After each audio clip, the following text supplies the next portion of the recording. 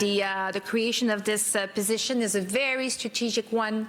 It's a way to show how serious we take this issue, and we want to make sure that Montreal is a safe, inclusive city. The City of Montreal is creating an office to fight against racism and systemic discrimination as a response to one of 38 recommendations made in a June report highlighting systemic racism and discrimination in police and city administration. This after 7,000 Montrealers testified over 15 months in public consultations on the subject. So you have to have a multifaceted,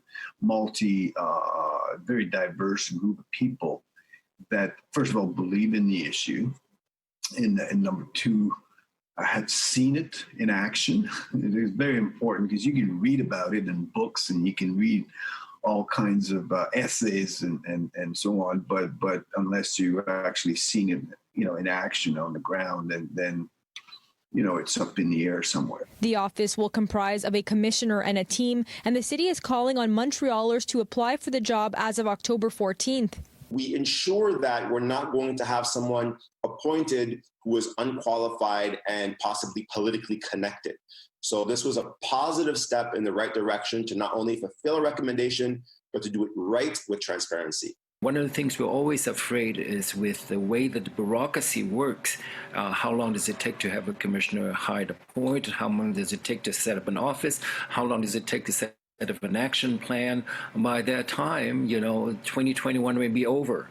And in the meantime, there are still so many pressing issues. Someone will work on a full-time basis on profiling and racial issues within the Montreal Police Department, where an independent report in 2019 found Black and Indigenous people were 4 to 5 times more likely to be stopped by police than white people. The unions are really the collective voices of the majority of the membership within the SPBM, and they've been pretty clear in stating that as far as they're concerned, there's no systemic racism. Here, I can definitely say without any hesitation that racism and systemic discrimination exists.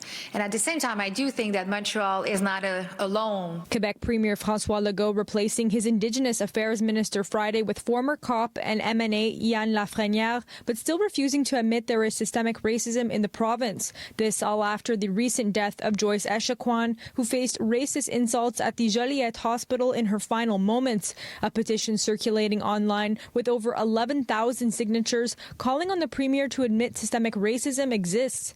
I'm optimistic that the different representatives of the different nations will accept to discuss, negotiate, fight against racism without having to change our position about systemic racism. Having a debate with someone who doesn't want to say the word systemic is useless. Simply by advancing the issues and speaking directly and funding individuals to advance these issues is how we're going to actually advance concrete change. In Montreal, Alicia Rubertucci, City News.